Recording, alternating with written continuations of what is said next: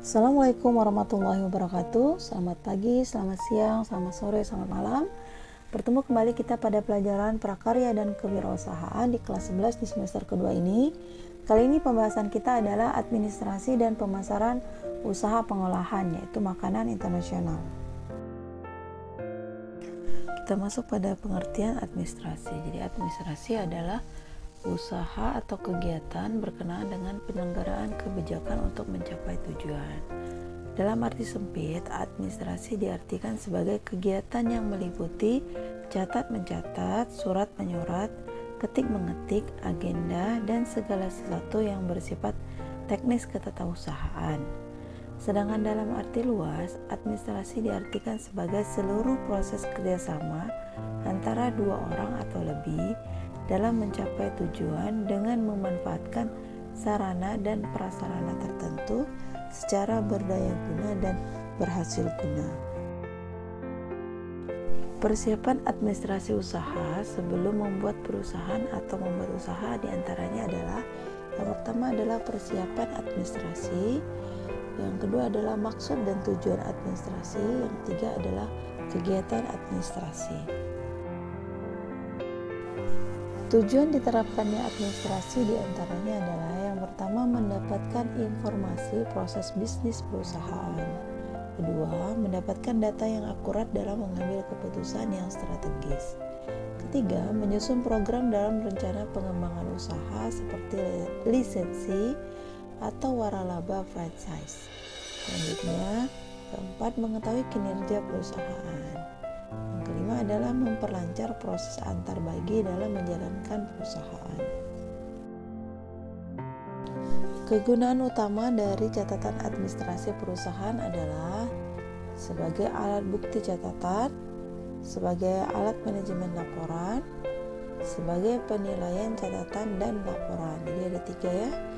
Ulangi, yang pertama sebagai alat bukti catatan, yang kedua sebagai alat manajemen laporan, yang ketiga adalah sebagai penilaian catatan dan laporan.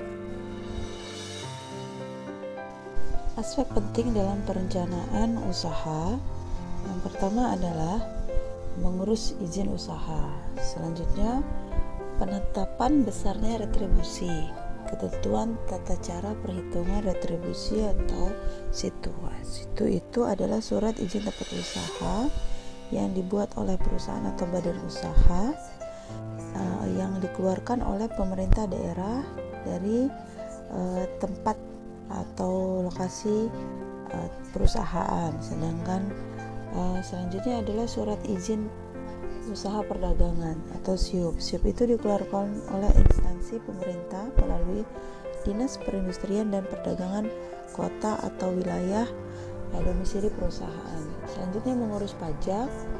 Yang terakhir adalah menganalisis mengenai dampak lingkungan atau AMDAL.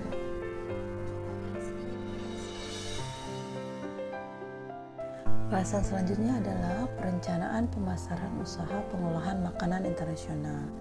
Faktor utama yang bisa dimanfaatkan untuk menentukan segmentasi pasar dalam merencanakan pemasaran makanan internasional adalah: yang pertama adalah lokasi usaha. Jadi dari lokasi usaha ini dapat disimpulkan tentang kebutuhan dan minat konsumen di sekitar lokasi usaha. Jadi agar produk yang ditawarkan sesuai dengan permintaan para konsumen. Selanjutnya, harga jual. Jadi para pelaku usaha biasanya membagi target pasar menjadi 3 kelompok untuk menentukan harga jual. Misalnya konsumen bawah, konsumen menengah, konsumen segmen atas. Jadi strategi pemasarannya juga berbeda. Misalnya untuk konsumen kalangan bawah dapat ditawarkan menu makanan pokok dengan harga jual yang terjangkau. Sedangkan kalau untuk konsumen menengah bisa memadukan antara makanan dan minuman internasional dengan harga jual yang tidak terlalu mahal. Sedangkan untuk kalangan atas, yang terpenting adalah pelayanan prima dan kelezatan cita rasa kuliner yang disajikan. Jadi untuk konsumen kalangan atas ini tidak terlalu memikirkan uang mereka yang dikeluarkan, namun yang terpenting bagi mereka adalah kepuasan yang bisa mereka dapatkan. Cara-cara untuk mengenalkan produk kepada konsumen atau pemasaran produk antara lain adalah penjualan personal atau personal selling, merupakan bentuk komunikasi yang menggunakan media individu, jadi antara orang per orang. Selanjutnya ada iklan atau advertising, merupakan komunikasi produk melalui media dan tidak dilakukan secara individu atau perorangan. Berikutnya, promosi penjualan atau sales promotion dapat digunakan untuk memasarkan dan mengkomunikasikan pesan produk Anda kepada calon konsumen. Yang berikutnya adalah publikasi atau publication, mencakup pengaturan komunikasi massa di luar iklan dan promosi penjualan yang bertujuan untuk meningkatkan penjualan atau memperkuat merek secara tidak langsung dan tidak bersifat menjual. Yang terakhir adalah sponsorship, merupakan aplikasi dalam mempromosikan produk atau merek yang berasosiasi dengan kegiatan perusahaan lain atau kegiatan pemerintah dan masyarakat. Kegiatan promosi memiliki fungsi antara lain: yang pertama, menumbuhkan persepsi pelanggan terhadap suatu kebutuhan, kategori need. Selanjutnya, yang kedua adalah memperkenalkan dan memberikan pemahaman terhadap suatu produk kepada konsumen, brand awareness. Yang ketiga, mendorong pemilihan terhadap suatu produk atau brand attitude. Yang keempat, memujuk pelanggan untuk membeli suatu produk, brand purchase intention.